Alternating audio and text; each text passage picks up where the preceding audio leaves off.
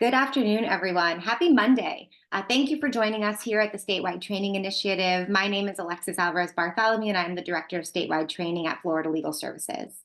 I'm very excited for you all to be here today for us to learn about the current legal landscape for LGBTQ plus rights and best practices for serving the LGBTQ plus community here in Florida. I'm going to rush through some housekeeping announcements to get to the important stuff, the introduction of our amazing speaker here today, and the content that we are going to learn.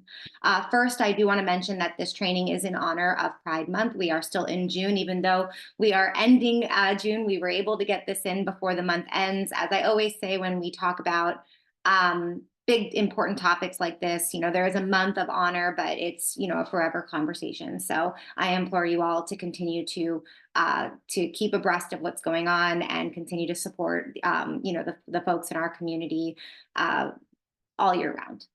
So first piece of housekeeping announcements, this is being recorded. A copy of the recording will be sent to all of you who are here and all of you who registered.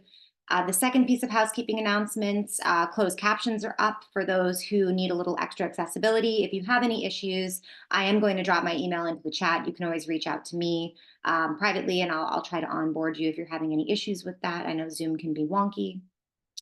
Third piece of housekeeping announcements, CLE credits. This was approved by the Florida Bar for CLE credit. I will announce that code at the end of today's session. That code will also be provided to you along with the recording that will come to you via email. Some disclaimer I like to say about that is the email will come from Zoom, not from me. It will have your recording, the CLE code. If you don't see that in your inbox around noontime tomorrow, like I said, I'm dropping my email address into the chat. You can always reach out to me. I'm happy to help.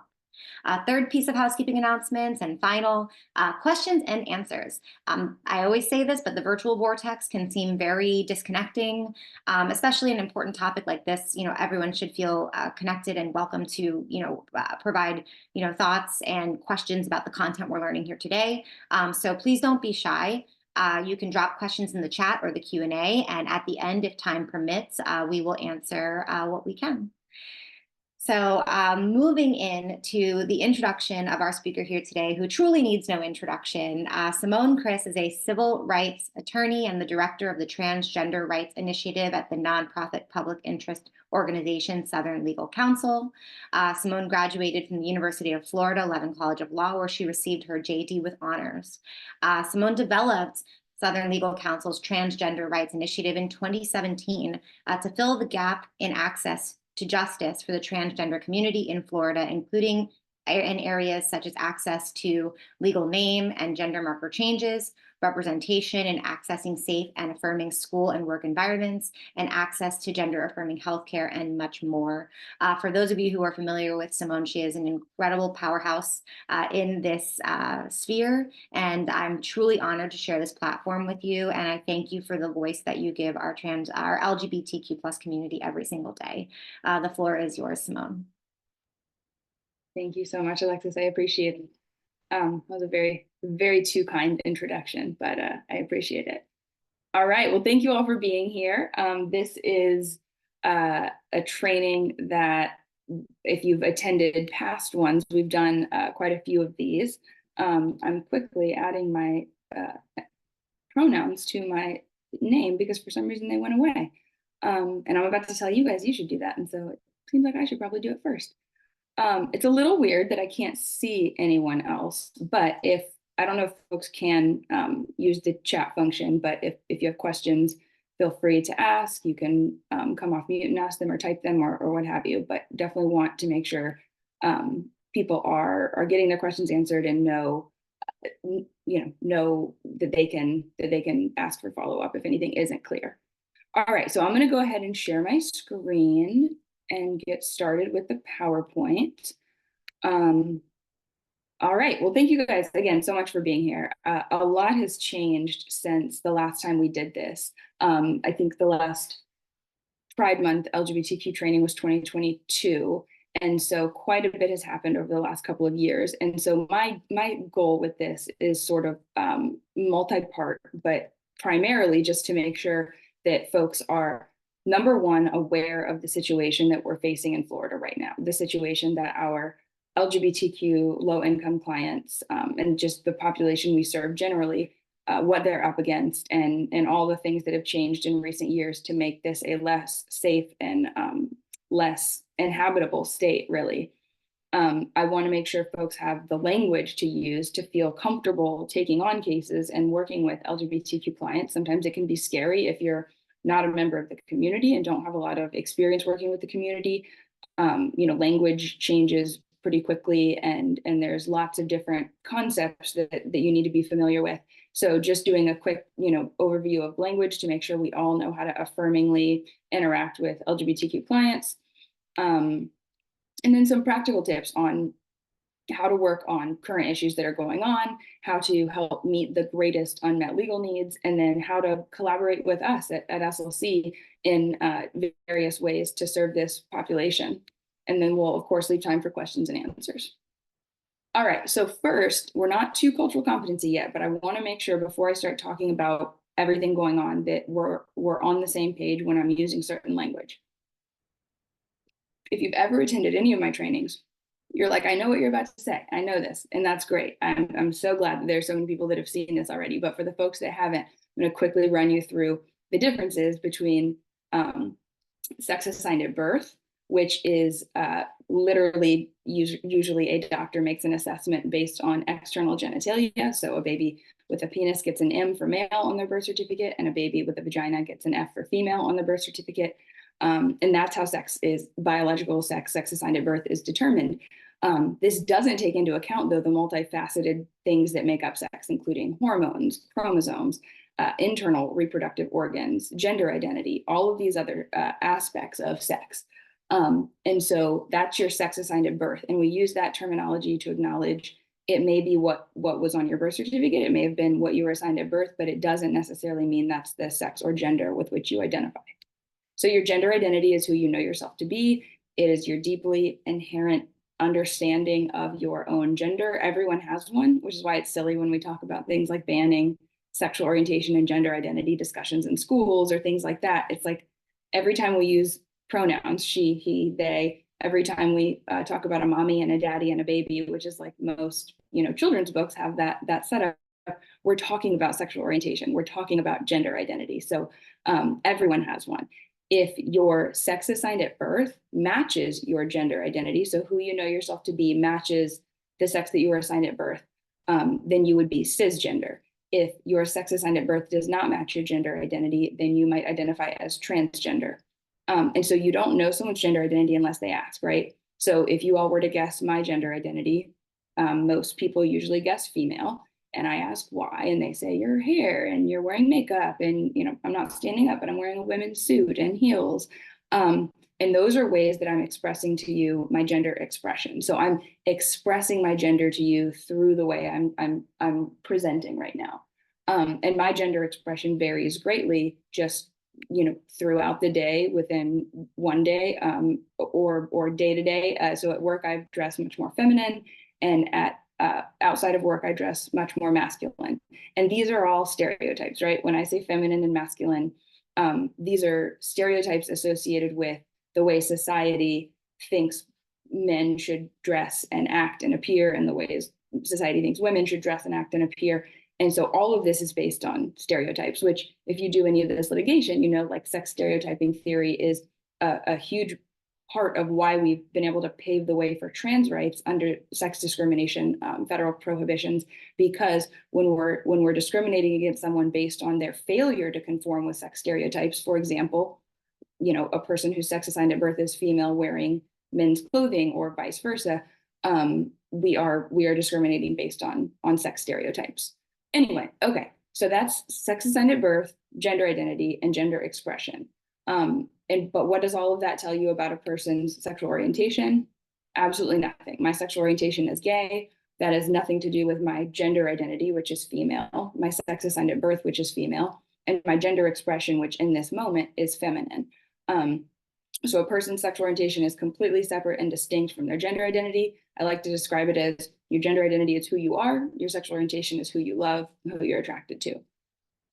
Okay, so as I said before, transgender, when I use that word, I'm talking about people whose sex assigned at birth and gender identity do not align.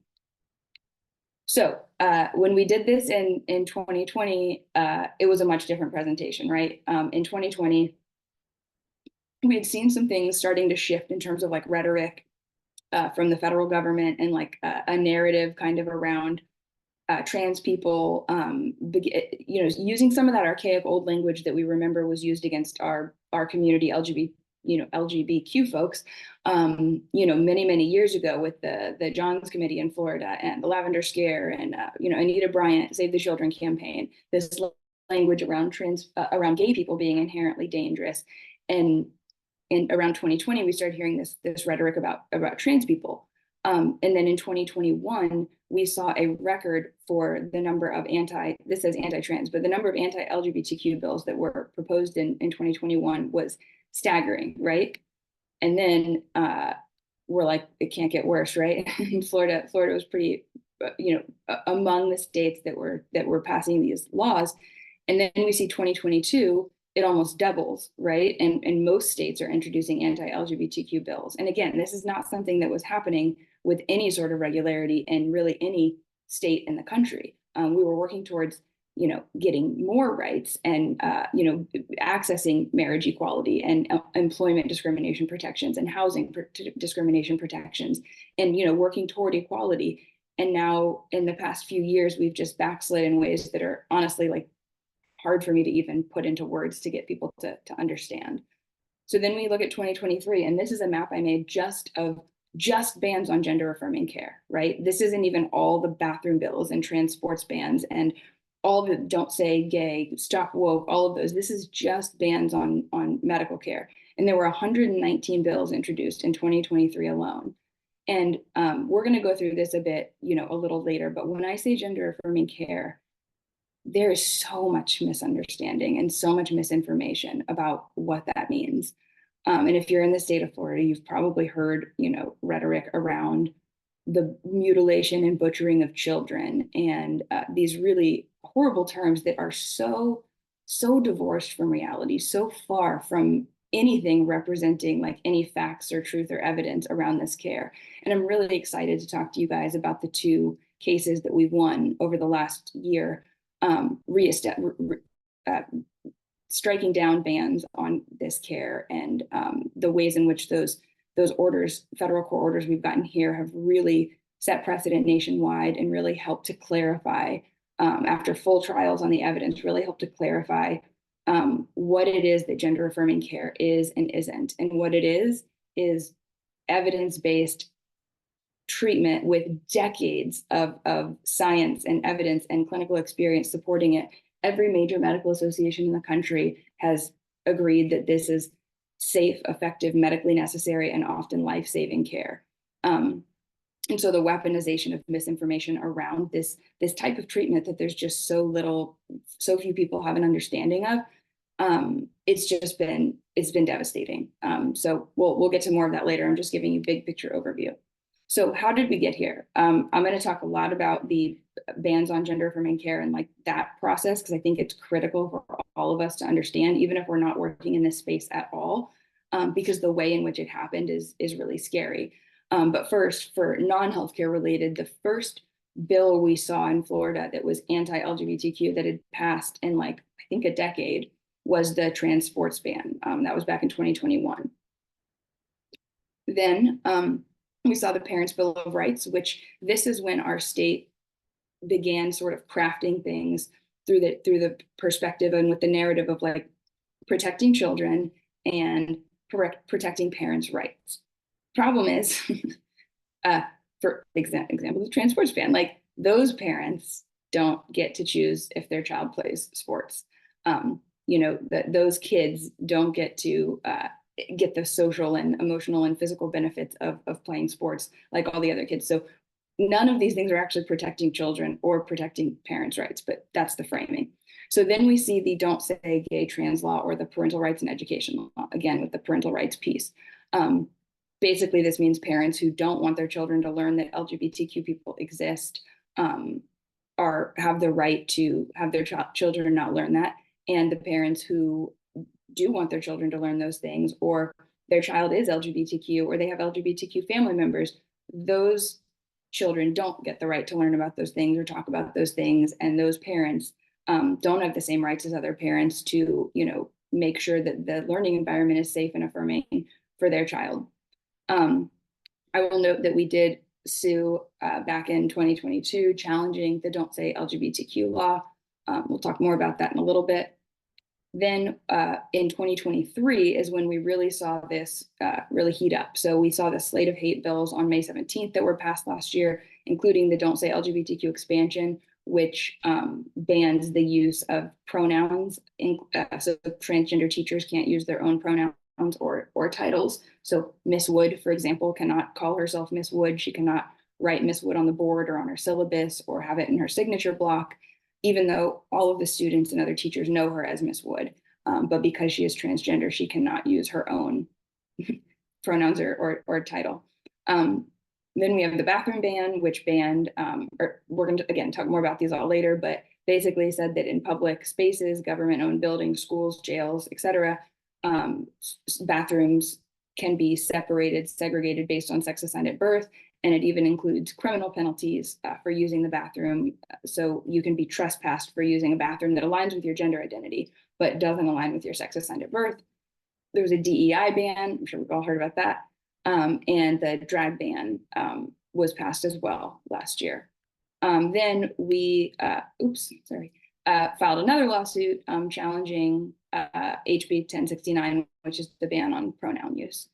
Just noting those things on the timeline so that you all kind of have that, the cohesive timeline. So then in September of this past year and January of this year, 2024, we saw one of the most, I think, terrifying things that no one's really talking about. And I'm working up litigation to challenge these, but the Florida Department of Health, the Bureau of Vital Statistics, just decided without rulemaking, without legislation, without any legal authority to do so, to stop amending birth certificates to reflect a person's gender identity.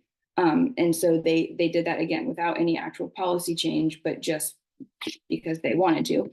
And at around the same time, so January of 2024, the Florida Department of Highway Safety and Motor Vehicles, again, without rulemaking, without legislation, they just decided to put out a memo saying people cannot change their driver's licenses and IDs to reflect their gender identity anymore. And prior to this, we'd worked really hard with both agencies to get them up to speed with the federal, Social Security and passport for since Obama era, have been able to update your gender marker using a doctor's letter. And so we'd gotten these policies in a great place where they were very affirming and people could access what's called legal authenticity, meaning having a document that reflects who you truly are. And they just, in one swift move, banned gender marker changes on both. So we're working on challenging that, and I'll talk a little bit more about that a little bit later. And then in July of this year, the Stop Woke teacher training ban will go into effect. And that's the bill that passed this most recent legislative session that basically says you can't train educators on concepts of like racism and sexism and oppression and privilege, which is inherently problematic. And I probably don't need to explain all the reasons why. Okay, so when we're talking about healthcare specifically, this is what I think is so important for folks to understand in terms of how we got here.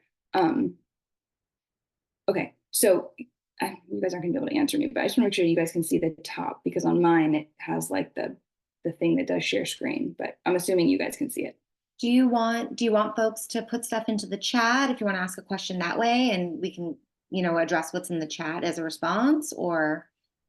Oh, sure. Yeah, people can put things in the chat or the Q&A. I just meant, do you guys have the bar across the top like I do that's covering like overview? No. Oh, okay, awesome. Sorry. Yep. Thank you. Okay, so the way that Florida has attacked the access to gender affirming care has been this multi-pronged, really strategic approach that was initiated on April 20th of 2022, which feels like an eternity ago, but also like yesterday. It's crazy. So on April 20th, the Florida Department of Health put out guidance in response to the US Department of Health and Human Services. HHS had put out guidance saying like, all the major medical organizations support the treatment of gender dysphoria in minors. Like, it's it's safe and effective and medically necessary. Here's the research, whatever. Florida was like, nope, we disagree. And Florida is not going to, Florida is going to bring our policies into alignment with the position that we've just put out, which is that this treatment is bad and wrong and no one should have it.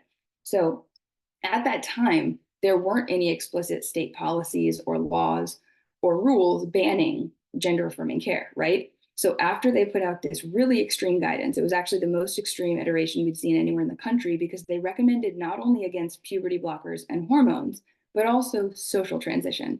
And y'all, just real quick, social transition is wearing the clothes they like, letting your kid wear the clothes they want to wear, letting them have the haircut they want to have, letting them use the name they want to use. There is no medical intervention. There's nothing involved in social transition other than literally letting your child be who they are.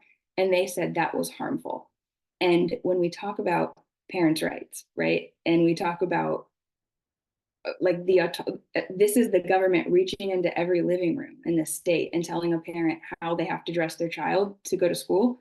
That if that child, I shopped in the boys section when I was a kid. I wore boys' clothes. Like, the notion that the government could tell my parents I couldn't dress that way because it wasn't aligned with my sex assigned at birth is just bananas, right? But that was what it said. So after they put that out, they were like, oh, I guess we need to actually put our money where our mouth is and like pass laws that make this a reality in Florida.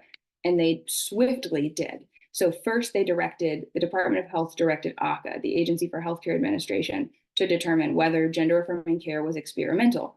We already know that it's not, right? This evidence and research exists, and there's a standard of care for the provision of this treatment that's established over decades with experts and professionals from all of the different disciplines through an organization called WPATH, the World Professional Association for Transgender Health. And so what, did someone raise their hand? I just got a notification. Yeah, I do see a hand raised. It might have been a mistake because I think it lowered now. No worries. If people have questions, can they come off mute, Alexis? I can let somebody off of mute. So if somebody does raise their hand, I have the ability to take them off of mute. Wendy, would you like me to take you off of mute so you can pose a question? And she put her hand down. So if anybody does want to ask a question, raise your hand and we'll address it, or use the chat or the Q&A. Perfect, thank you. You're welcome. So basically the Department of Health told ACA to do this, investigation into whether this treatment was experimental or not, because as folks that work with Medicaid know, if something is deemed experimental, the Medicaid program doesn't have to pay for it. So they did this whole process and created this slogan called "Let Kids Be Kids," and all the web pages had it. People had buttons and stickers and hats and all these things at the rulemaking meetings that said "Let kids be kids," implying that this was only going to impact minors, and the guidance was just about minors. So ACA put together a GAPM's memo, and through a federal trial, which I'll talk about in a little bit, we were able to show that the GAPM's report was entirely politically motivated and not based on evidence or science, but they spent an inordinate amount of taxpayer money bringing in experts and putting it in air quotes from across the country and other countries to come to this predetermined conclusion that this treatment was experimental based on no evidence or science whatsoever.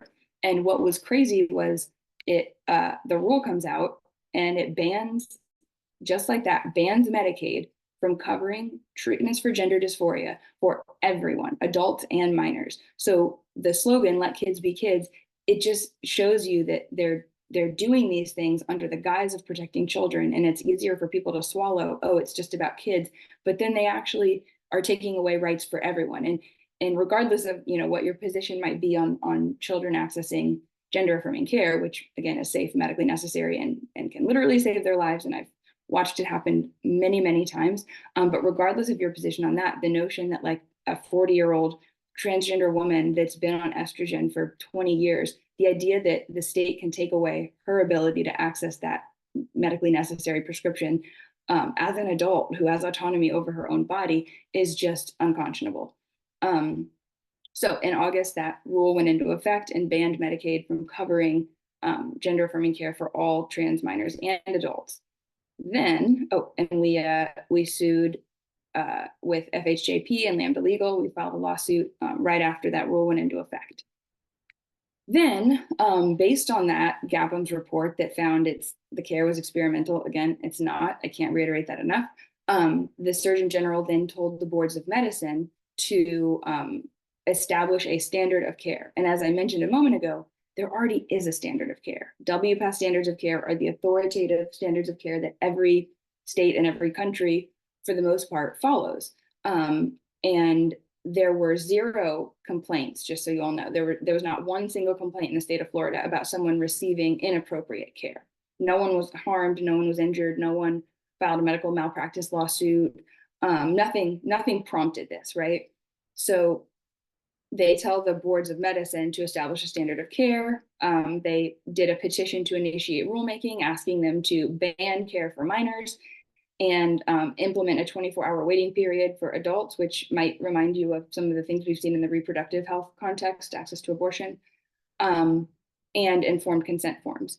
And the boards declined doing anything with respect to adults, but they did adopt bans on minors accessing care. So any child, any adolescent that had not yet begun receiving treatment prior to March of 2023 was no longer able to. And if doctors prescribed that care, they could lose their license, be subjected to a whole host of penalties by the boards of medicine who regulate their licenses.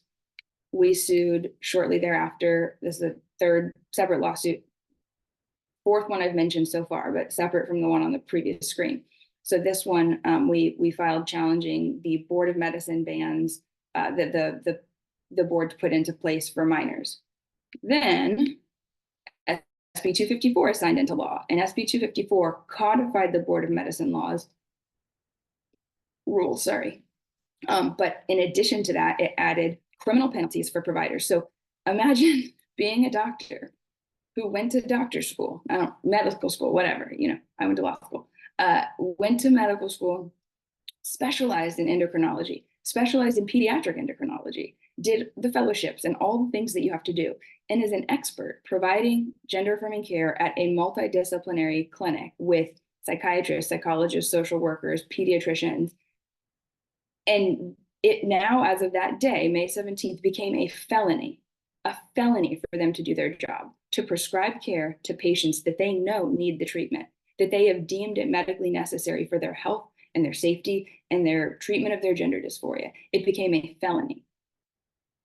It's just insane. I've litigated the whole case and been doing this for years, and I still can't believe it.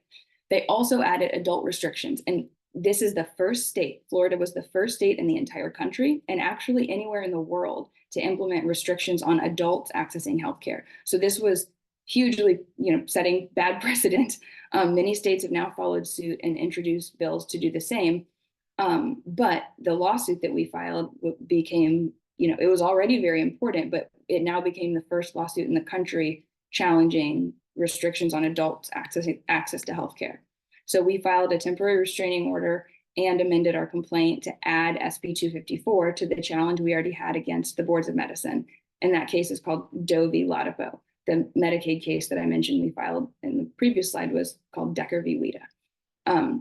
What was interesting about this was May 17th was right in the middle of the trial in the other case. So the Decker trial was like May 10th to the 22nd, and mid-trial SB 254 passed, and we had to amend Decker mid-trial to include the provision of SB 254 that said Medicaid can't cover gender affirming care. And then we had to amend Doe 2 days before our oral argument on it, which was May 19th, to add the adult restrictions, the felony provisions, all of that stuff. And we filed a temporary restraining order that day. May was crazy. So on June 6th, we got the preliminary injunction blocking enforcement of the bans against minors. Again, the adult restrictions didn't exist yet. So that original PI was only about the minor bans. So we blocked that. Then, we had the 2-week trial in May, and we won. And on June 21st, 2023, we got an order striking down the Medicaid ban and restoring access to this medically necessary care for the 12,000 plus transgender Floridians on Medicaid. Then the board began adopting emergency rules and informed consent forms for adults and minors based on SB 254. Again, we challenged all of that. On April 4th, the boards met to adopt the permanent rules and informed consent forms, but that will no longer be necessary because I'm so excited, if anybody doesn't already know this, to announce that last week, what day is it? It's been a blur, 2 weeks ago, we won the case Joe v. Latipo, striking down the minor bans, the adult restrictions. Again, this was the first, state in the country to do this. So it set precedent nationwide. It's already been appealed to the 11th Circuit, of course, and the defendants, the state has asked for a stay, which we're currently opposing, but very exciting news. The order is fantastic. I'm going to show you guys a few great lines from it in a little bit, but I recommend everyone read it. It's 105 pages, just a breezy, quick read, but it is a beautiful opinion by Judge Hinkle in the Northern District in Tallahassee. Okay, so what are just big picture, the status, right? So the Medicaid ban was struck down. The minor ban has been permanently enjoined. The adult restrictions have been permanently enjoined. The Don't Say LGBTQ law, our case, was dismissed. A lot of reasons that I won't say because it's being recorded. But it was dismissed, and then another case that challenged it was able to enter a settlement agreement with the state and narrow the sort of, it was very broad, right? It was very vague and ambiguous. All the things that the state is passing, they're intentionally like not using words that are defined and intentionally using vague, ambiguous language so that people err on the side of caution because they don't want to get in trouble. So for example, like some districts told teachers, you can't wear, like you see, I have this little safe protect trans kids pin that lets my clients know I'm going to be a safe space for them. I can literally like see kids like a weight lifted off their shoulders when they meet me and they see I'm wearing this pin. Things like this, the teachers were told you can't have those. You can't have a lanyard that's a rainbow. You can't have a safe space sticker. You can't have a picture of your spouse on your desk if you're gay, only if you're in a straight marriage. Things like that. They were purging books from classrooms. Many teachers were doing these things voluntarily because they were afraid of violating the law because it was so unclear what the law actually restricted. But as we said from the beginning, it prohibited classroom instruction on sexual orientation and gender identity. So that means literally teaching children, this is what gender identity is, this is what sexual orientation is, or you should be, I think what they think is happening is teachers are like, you guys should all be LGBTQ. I don't know if you guys have been in any classrooms lately, but that is definitely not what's happening. But anyway, the point is the settlement cleared up what it actually means and doesn't mean. And it made clear that all those other things like safe space stickers and having a picture of your partner and being able to say, me and my wife did this over the weekend, those are not contemplated within the term classroom instruction, so they cannot be prohibited. So that was great. The pronoun ban, we challenged and we got a preliminary injunction a couple months ago, and we're defending that on appeal now at the 11th Circuit. It is a preliminary injunction as to Miss Wood, so just one teacher, but because Judge Walker found that the pronoun ban was likely unconstitutional in order to grant the PI, it means, likely he will find it to be unconstitutional for everyone. So we're moving forward toward trial on that case while defending it on appeal at the 11th Circuit. The Medicaid ban and the SB 254, the Decker and Doe are also on appeal at the 11th Circuit. And then the drag ban, that one wasn't challenged by us, but it was blocked by a federal court, and the appellate court allowed that injunction to stay in place. So the drag ban is currently not enforceable. I will also note we filed a challenge to the bathroom ban last year in October. It was a really narrow temporary restraining order we sought for purposes of people that were coming into the state for a protest who were afraid to use the Orlando airport bathrooms or rest stop bathrooms, et cetera. And we did not win that challenge, but so the bathroom ban is still in effect. But I'm going to give you guys a few very specific concrete details that you can share with your clients to make sure they know the reasons why it is nearly impossible for the state to enforce. And thus far, we've not seen any enforcement. No one has been arrested or has gotten in trouble for using bathrooms. And it's because of the poor crafting of the language that the legislature did. And I'll explain that in a little bit.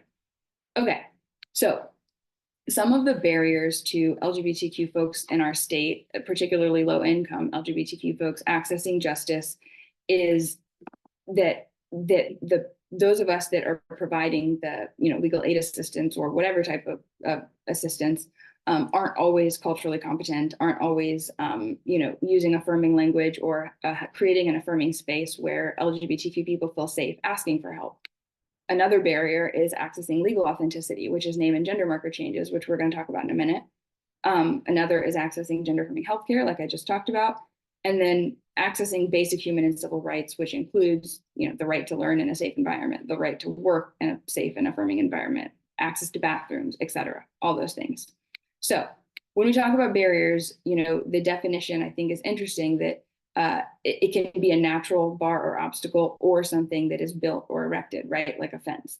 And I think that some of us are unintentionally putting up barriers to, folks being able to seek assistance from us without even knowing that we're doing it. And so I want folks to be thinking through things that we can do to make our practices more affirming and safe and welcoming, and ourselves. I think it should be culture top down at every organization, but even if the only thing you have control over and can impact is the way that you're interacting with folks, that's also huge. So real quick, I see a question. Yeah, I missed that question and I was just trying to get some clarification. It was at 12:32. So the question was, does this apply to private health insurance and to families paying for this care out of pocket, or specifically targets Medicaid recipient and providers? Do you need more context? Because I can get that. No, that's good. The ban, the Medicaid ban that we had struck down was just a ban on Medicaid covering this care. The last legislative session, SB 254, the original iteration of it, sought to ban all health insurance from covering gender affirming care. But when people with money get involved, like the health insurance companies who are like, no, you can't tell us what we can and can't cover, that's when actual changes are made to bills. So that did not pass. So right now it's state funding cannot be used to pay for gender affirming care, but the Medicaid piece of that was struck down. We challenged that in Decker. So people can pay out of pocket, people's private health insurance. I think it does have to cover it. 1557, Section 1557 of the Affordable Care Act says that, exclusions of gender affirming care are violate the rights of trans folks. So yes, this only impacted Medicaid. Thank you. Okay. So I'm going to just run through these because I think most of you have attended these before, and most of you, it's 2024, I hope, know why we need to be culturally competent and are being culturally competent. But it is, there are model rules that mandate this. We already went through the genderbread person. I'm going to make sure that Alexis has the PowerPoint and that anybody who wants it can ask for it. So there's a lot of information in here that I'm not necessarily going to go over, but that I want you to have to refer to later if it's helpful. Okay, we talked about these terms. Gender nonconforming is just another term used to describe folks who maybe they are transgender, maybe they don't identify that way. Most important thing I can tell you is it doesn't matter if you know the definitions of all these terms, or if you feel comfortable with them or understand them or whatever. Just use the language a person tells you. Like if they say, I identify as blank, mirror that language and just respect that language. Use the pronouns they ask you to use, period, full stop. It's so much easier than people think. Okay, non-binary, just real quick, if anybody doesn't know, non-binary folks often use they, them pronouns, but they're people who don't necessarily feel like they fit into one of the two, boxes that our society has created that you have to check male or female. And it comes with this whole host of stereotypical expectations and assumptions about who you are and all the things. And some people don't feel like they fit into one of those boxes, or they feel like they kind of fit into both, or, ask a non-binary person. Don't just ask them, make sure that there's someone that you have established trust and a safe space with, and who you feel comfortable asking. But everyone is going to describe it a little different because everyone's experience of their gender is a little different. So when I'm giving you these terms and definitions and stuff, know that that does not mean that it is going to be the same, feel the same, or represent all people who fall into this category of, transgender, gender nonconforming, non-binary, etc. Okay, gender dysphoria. I'm just noting this real quick because it is a big piece of these cases.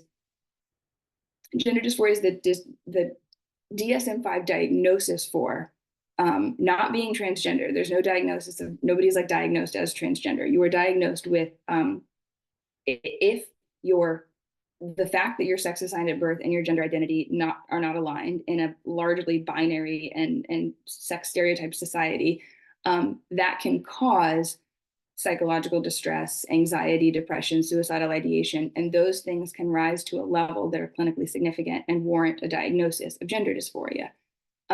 So gender dysphoria, again, is sort of the external pressures and things that cause someone to feel, and often internal as well. Some of my clients have described it as, feeling trapped in the wrong body.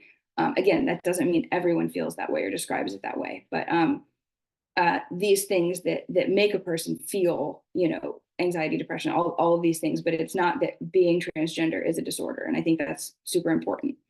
And when we talk about gender affirming care, just a moment of dispelling myths. I said earlier, people, misconstrue and intentionally mislead the public into thinking this is like surgeries on minors. And let me tell you, that is not happening at all.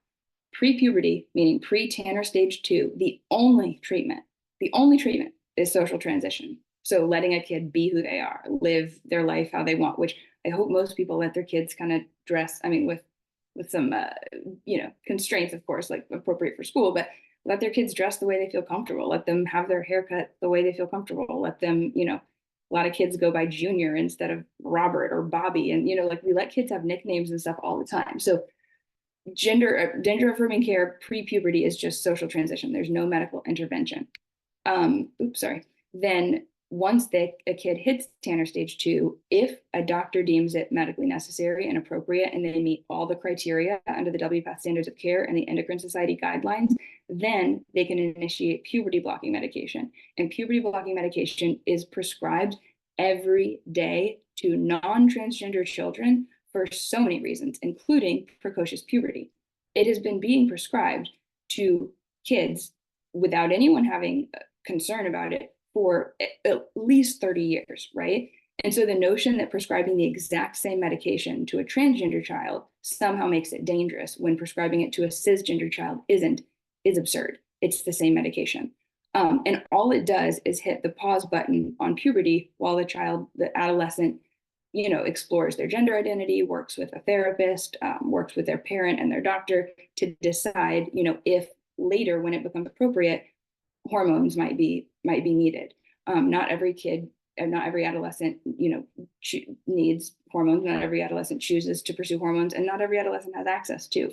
But puberty blockers are entirely reversible, and once the child stops taking them, endogenous puberty, meaning the puberty of your sex assigned at birth, resumes as normal. So there's no harm, no foul. It just gives the adolescent time to figure themselves out and make sure, that their gender identity is fixed and solid. And then later, once it is medically recommended and deemed medically necessary for them to begin cross-sex hormones, transgender males, meaning people whose sex assigned at birth is female, who identify as male, can start testosterone. And transgender females, meaning those whose sex assigned at birth was male, but they identify as female, can begin estrogen. But again, this is, much later, and they would be going through puberty oftentimes after their peers. And then for adults, some need or want gender affirming surgeries. Not everyone does, and they're very hard to access. There's not a lot of providers that are equipped in doing these gender affirming surgeries. But some insurance plans don't cover them. And now we're just seeing this, crazy across the country attack on insurance covering these procedures. So they're actually pretty rare, but they're safe, effective, and medically necessary. A double mastectomy for breast cancer and a double mastectomy for top surgery are the same procedure. An orchiectomy due to testicular cancer versus an orchiectomy for treatment of gender dysphoria to stop producing testosterone are the same procedure. So these aren't new prescriptions or surgeries. It's just states think for transgender people, they are bad, they are harmful, they are not acceptable. And for cisgender people, they're perfectly fine. And so once you kind of know all that, it's hard to understand the justifications for these bans. Okay, I'm just gonna rush through these. You guys know kind of like white privilege, like what that means is we don't have to think about the fact that we're white. We just have inherent privilege in the way that we navigate the world based on the color of our skin. And similarly, heterosexual privilege, being able to, not have to look around before you hold your partner's hand in public based on where you are and all these things. Cisgender privilege, same thing, using bathrooms without fear of arrest, not having the legislature basically legislate your humanity and basic fundamental right to exist, and all these other things. So good to just remember the privilege that many of us have. Okay, so best practices. Introduce yourself with your pronouns. Put them in your little Zoom name. Put them in your signature block. It's so easy, and it reduces the kind of awkward moment that I think some people experience when they're not sure how to ask someone's pronouns, right? And so that can be awkward for people. But every client I meet, every person I meet, I'm like, hi, my name's Simone. My pronouns are she and her. That opens the door so that the person can share their pronouns with you. You've created a safe space. You now know what pronouns that person uses. And worst case scenario in that situation is the person says, why did you just tell me your pronouns? And that's a great opportunity for building cultural competence within that person and explaining, oh, not everyone uses the pronouns you might assume, blah, blah, blah.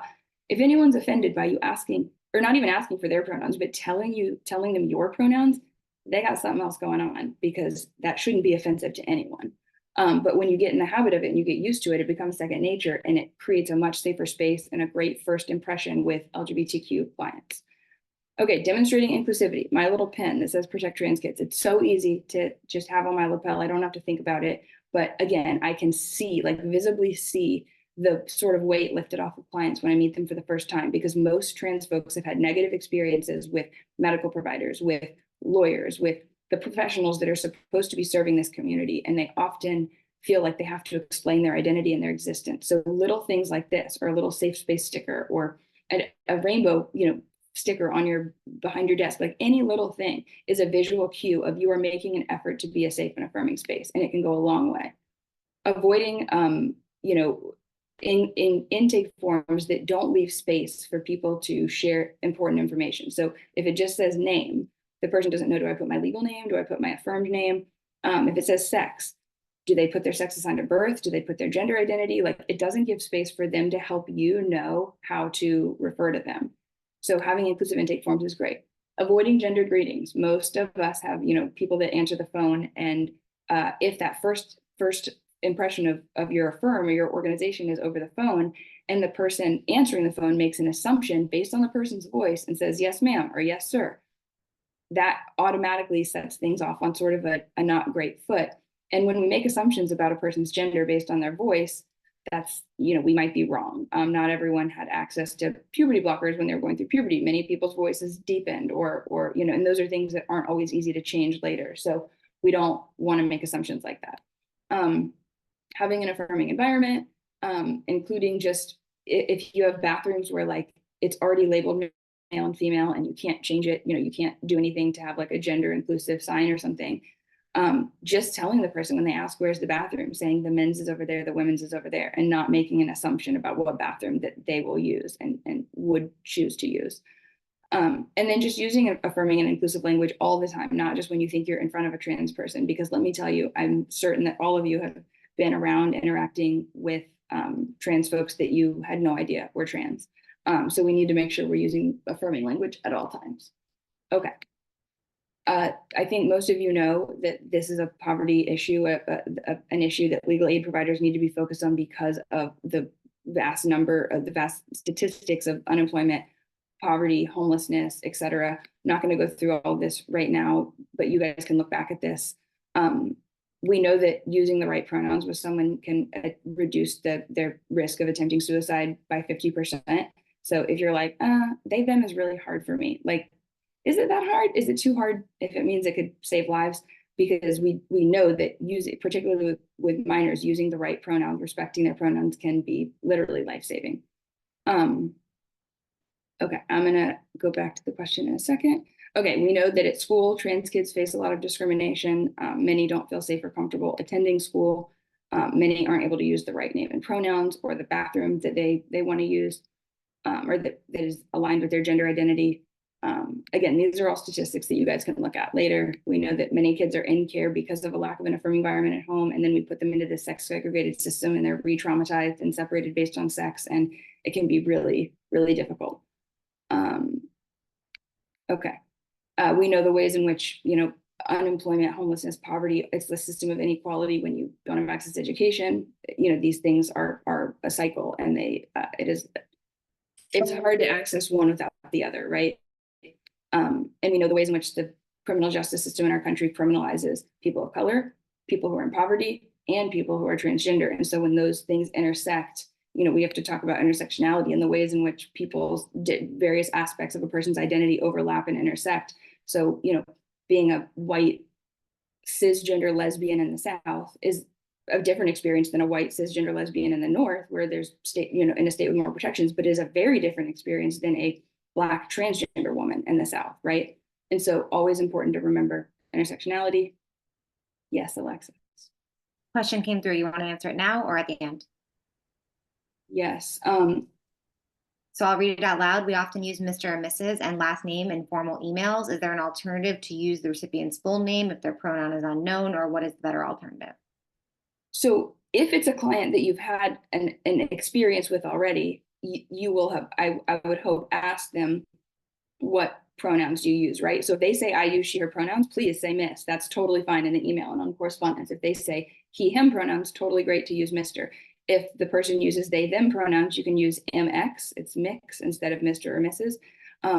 But so it's just really for the first interaction with the client. Yes, I would recommend using their first name if you don't know their gender identity. But once you do, I'm not saying never use Mr. and Mrs. or, sir and ma'am, but make sure that that is aligned with the person's pronouns and the gender with which they identify. Thank you. No problem. Okay. All right, so I'm sure this is something that some of your organizations are already doing. I'm not going to spend a lot of time on it, but name and gender marker change are so important. And the process for obtaining a name and gender marker change, some people don't understand how hard it is. There's a lot of paperwork. There's a $400 filing fee. You have to get fingerprinted for a background check. You have to request a hearing. You have to appear before a judge. All of those things are barriers for many trans folks. And so we should all be making sure that our organizations are assisting folks with it, as long as it, fits into your issue area. And, I know there's other restrictions, but for the most part, it's a pro se process that's not difficult. And so at a minimum, we should all be informing our trans clients of how to do this. And I'm going to show you in a second the website I created that walks people through this if you're not already familiar with it. For identification documents, it's so important that folks update their name and gender marker. Florida has made it impossible to update your gender marker on your birth certificate and driver's license right now. So it is critical. And I'm imploring all of you to tell every trans client you have, every parent of a trans kid, anyone, get a passport in the correct gender marker as soon as possible. There is a potential that with a shift in administration, if that should happen soon, federally, that folks will lose the ability to change their gender marker on their social security and passport. So people need to do that now.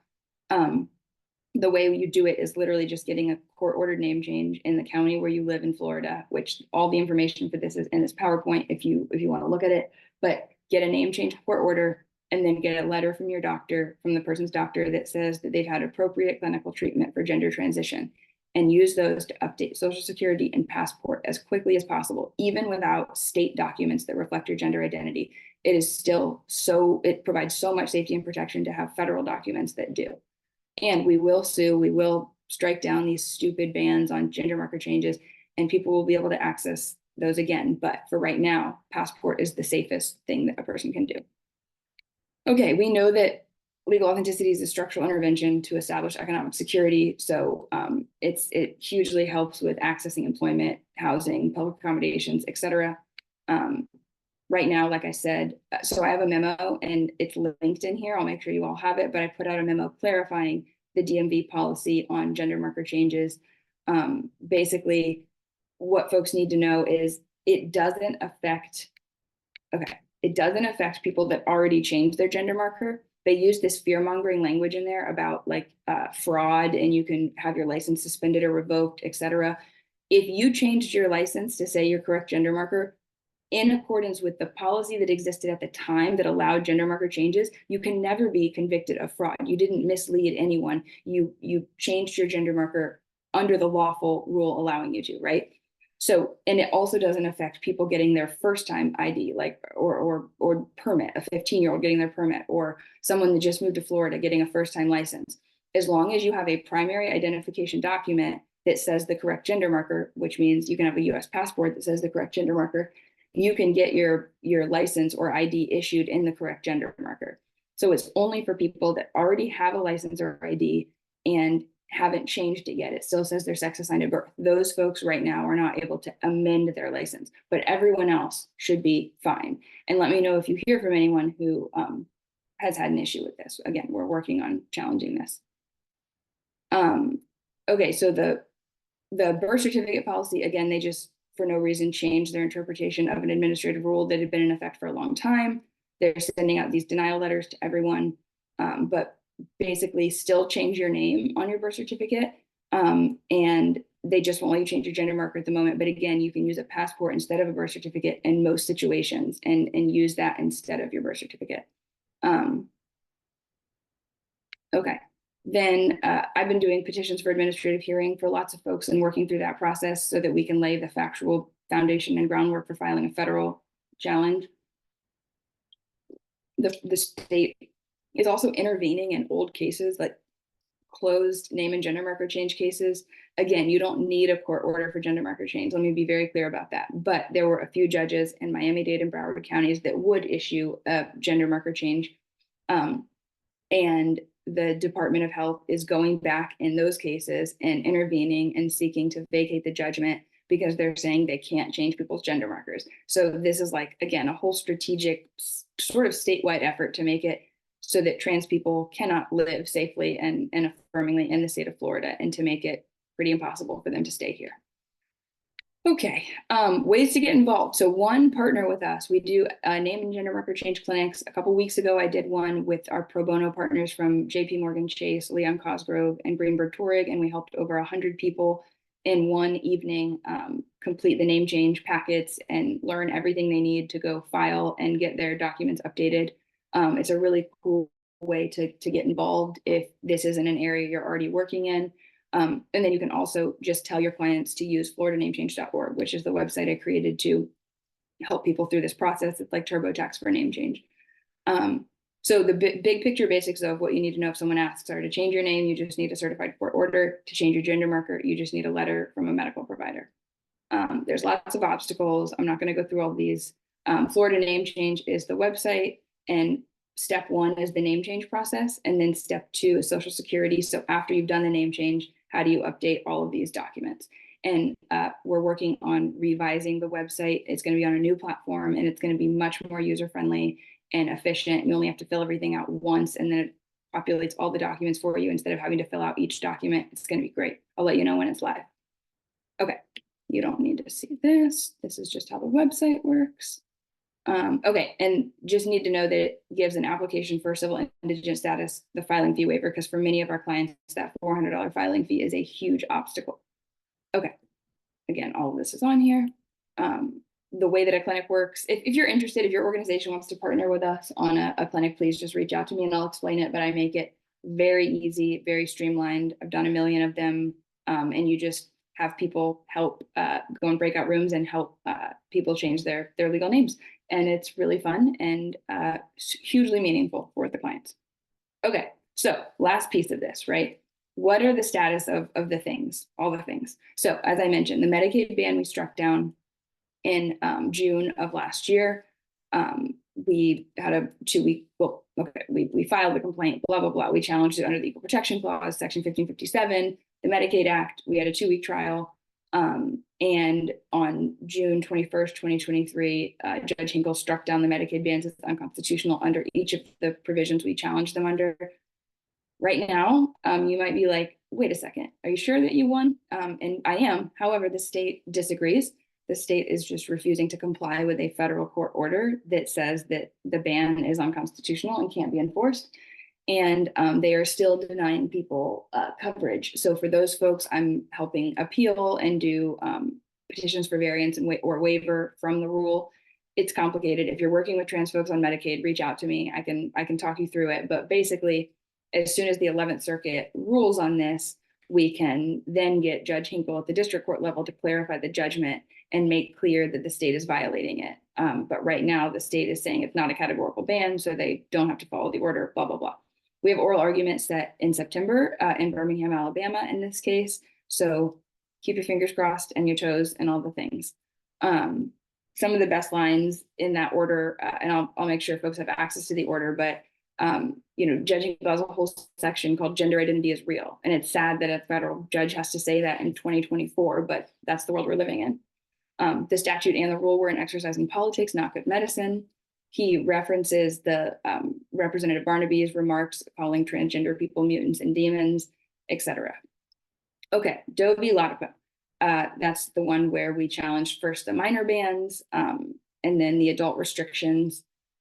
We already talked about this earlier, but we did get it certified as a class action. So the relief that we got applies to all transgender individuals in the state of Florida. We received a preliminary injunction blocking it in June of last year. And then we had a trial in December of 2023. And just a couple weeks ago, we got the order striking down the minor bans and the adult restrictions, including the informed consent form. So if you work with this population or you know anything about this, the state had developed these like long, horrible informed consent forms, where you had to sign like 40 times, and they were full of misinformation meant to deter people from accessing this care. They were absurd. And so those have been struck down. All of the provisions we challenged have been struck down. And so everyone in the state of Florida should be able to access gender affirming care. If you have any questions or the people you're working with have questions, please reach out. Okay, I think it's so great for people to see some of this language just real quick. Where it's highlighted is, but the record shows beyond any doubt that a significant number of legislators and others involved in the adoption of the statutes and rules. I can't read the top of it because this is in the way. Anyway, the point is, it says it compares the discrimination against trans people to the kind of animus that has attended racism and misogyny. It says transgender opponents are, of course, free to hold their beliefs, but they are not free to discriminate against transgender individuals just for being transgender. In time, discrimination against transgender individuals will diminish, just as racism and misogyny have diminished. To paraphrase a civil rights advocate from an earlier time, the arc of the moral universe is long, but it bends towards justice. There's a lot of really beautiful language in this 105-page order that I urge you to read. And the reason that this is so important and the evidence of animus and bias by the lawmakers in Florida is so critical is the 11th Circuit in the Alabama case, Agnes Tucker, ruled for the first time that sex discrimination, which we know includes discrimination against LGBTQ people, the Supreme Court has made it clear, and decades of Supreme Court case law has made it clear. They carved trans people out, basically, and said that bans on access to care that only transgender people need is not sex discrimination, and therefore is only subject to rational basis unless we show that it was motivated by invidious discrimination. And I am so proud to say that it took, more work than I've ever done in my life, but we were able to prove that it was motivated by invidious discrimination. And so for that, I feel really hopeful that we will survive at the 11th Circuit on appeal.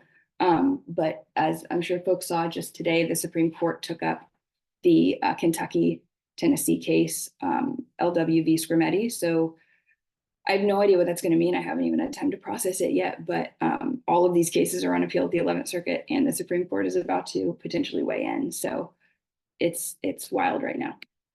Okay, Wood v. Department of Education is our case challenging the pronoun ban, and in our order on the preliminary injunction, those of you that do federal litigation might know that Walker is very well known, Judge Walker, for the language he uses in his opinions. And he starts with, once again, the state of Florida has a First Amendment problem. Of late, it has happened so frequently, you might say you can set your clock by it. I love his wit. And he says that the answer is a thunderous no to whether the state can dictate, and the First Amendment allows you to dictate how teachers refer to themselves. And I love that he quotes Walt Whitman and this poem and says, I celebrate myself. I can't see anything because of the top. You guys can read it though, and I'll make sure to send it to you. So this oral argument is also the same week, probably in Birmingham, Alabama at the 11th Circuit. So fingers crossed on all these things. Just a few more quick points and then I'll go to questions.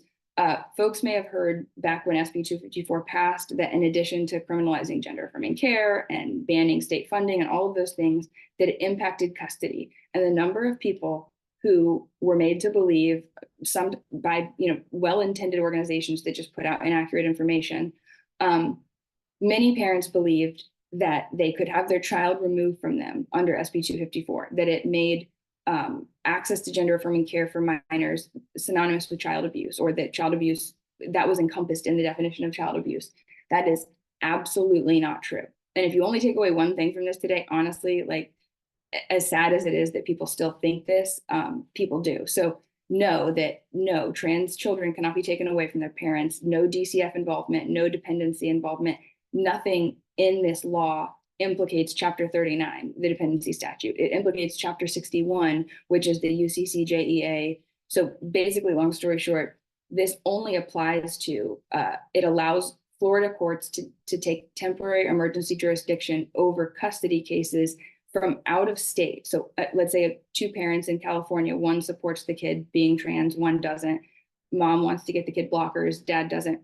Dad could bring the kid to Florida, ask a court here to take temporary emergency jurisdiction over their custody order in California, which means there has to already be a custody order in place from the home state. A Florida court can take temporary emergency jurisdiction to modify it to favor the non-affirming parent, but then they have to go back to their home state, and the California court would have to enter that, because that's the home state of the actual order. They haven't relocated to Florida. All that to say, it doesn't impact Florida families, and it certainly doesn't allow child welfare investigators, DCF, CPIs, anyone to investigate families of transgender children. It is not like what happened in Texas, okay? So make sure folks know that, because there are parents that are sending their kids to school, forcing them to wear clothes that don't align with their gender identity, not getting them health care that they need to be healthy, because they're afraid doing so will result in having their children taken away, which is the scariest thing I could ever imagine, but it simply isn't true. Okay, the bathroom ban. It's super important to be able to explain this to people, that the only way the bathroom ban can be enforced is this, okay? One, a trans person uses the bathroom aligned with their gender identity in a public state-owned building, right? Two, the building, the entity, whatever it is, has somebody whose job is to like police the bathroom and watch people come in and out, because it has to be an employee of the building. It can't be any random person. So they have to have somebody kind of policing the bathroom. That person has to decide, based on a person's physical characteristics, whether they're going in the right bathroom or not, follow them in and ask them to leave. So they have to use the bathroom. They have to have somebody who follows them in, decides they shouldn't be there, who asks them to leave, and the person has to refuse to leave. So if the person refuses to leave, then and only then can the employee of the building call the police and say, you need to trespass this person. And guess what? You have no duty, your clients have no duty to stay there and wait for the police to come. It's not like a citizen arrest. So they should leave, but also they can leave at any point prior to that. And the odds that our state buildings and schools and jails are already so poorly funded, and there's so many staffing issues already, that the notion of having like a person assigned to watch the bathrooms and monitor who's going in and out is so creepy to me, and such a waste of time and money. But those are the requisites. Make sure that people know that everyone should be using the bathroom that aligns with their gender identity.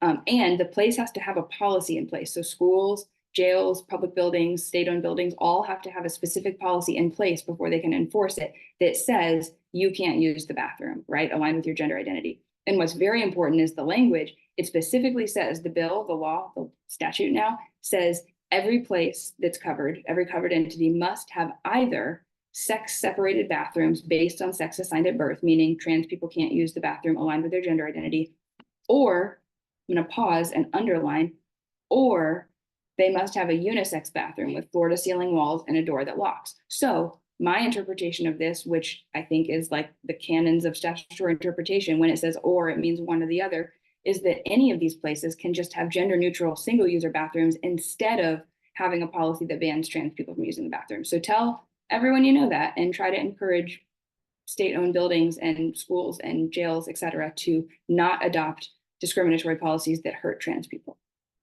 Okay, lastly, there's a lot of misinformation about kids not being able to use their affirmed name and pronouns at schools. To be very clear, the expansion of the Don't Say LGBTQ law says that teachers cannot use their affirmed pronouns. They have to use the pronouns and title associated with their sex assigned at birth. It does not ban students from using their affirmed names and pronouns. And in fact, every student has the right under the Constitution to be referred to using their affirmed name and pronouns. Parents have the right to insist that their child is referred to using their affirmed name and pronouns, period. Okay. Those are the pieces of misinformation I wanted to dispel. And now, I know I didn't leave a ton of time, but questions? Thank you so much, Simone. You're just, thank God you're out there doing all what we need to be done for this community. It's amazing, all the stuff that you're doing. I think you answered most of the questions in the chat. There was a longer one that came through, if you'd like me to read it. It says, the U.S. Supreme Court just announced that they would hear the Tennessee ban on gender-affirming care for minors. And then you kind of touched on this, what we can do to be involved. But it said, I'm wondering where advocates, law students, attorneys, legal aid providers can support plaintiffs challenging the ban, and what potential implications it would have on the recent decision in Victory in Florida. I fear that Tennessee could carve out a path for constitutionality restricting gender-affirming care. Hi, Anthony. I'm afraid of the same thing. I will say the LWV Scrimetti case that was just taken up by the Supreme Court is one that will have very little impact here because, number one, it's in a completely different procedural posture. It's an appeal of a preliminary injunction in both states, and the framework under which it was analyzed is different than here, than what the 11th Circuit has done. And neither the state nor the plaintiffs have really cited or relied on that case much at all here. And so for many reasons, I'm not as worried about this case specifically, but of course, the Supreme Court could set really dangerous precedent, of course, with any of these cases. I really wish it was our case, one of our two cases that has a full trial and a full evidentiary record. And, I can't tell y'all, with 19 expert witnesses, 30 depositions, 300 documents submitted in evidence at the trial. It's a really full record that led the court to be able to say conclusively, this care is not experimental. It is life-saving, medically necessary, et cetera. And it is unconstitutional to ban it.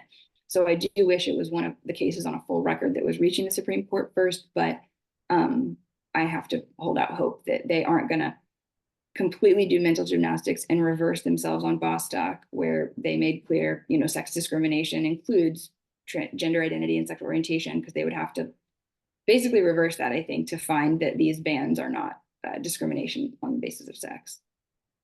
Thank you. And folks, I'm going to grab the CLE code. I was very engrossed in what we were talking about, so I didn't pull it up yet.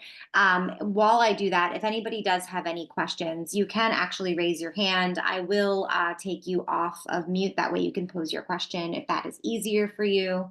While I do that, the CLE code is being pulled up. And the CLE code for this particular training today is 2406447N as in Nancy. I'm going to put that into the chat as well. 6447N as in Nancy. And that will get you 1.5 general CLE codes, or CLE credits, excuse me. I think I need lunch. Yeah. So well, anybody else have any questions? Yeah, I don't see any questions in the chat. Simone, thank you so much. I appreciate all that you do. I appreciate you sharing your knowledge with our training community. And I hope that all of us here listening take what we've learned here today, implement it every single day, and continue to provide the support to our community members. Folks are saying thank you into the chat. Is there anything else that you would like to say before you sign off? No, I just want to say, if anybody isn't already working in this space, doing this work, and you're interested in doing so, there is so much to be done and so few of us doing it. Please reach out. I would be happy to collaborate on clinics, on individual advocacy, on federal impact litigation, whatever it is that you have capacity for or allowed to do or want to do, let me know. And I'm also happy to provide training, like cultural competency trainings, to your organizations if that's something that would be helpful. So thank you guys all for what you're doing, and thank you for coming. And Alexis, thank you for yet again doing a beautiful job hosting this. It's my absolute pleasure. Well, everybody have a good rest of your day. I'll email out the PowerPoints, the recording, and the code. Thank you all for joining, and have a wonderful rest of your Monday. Thank you. Bye.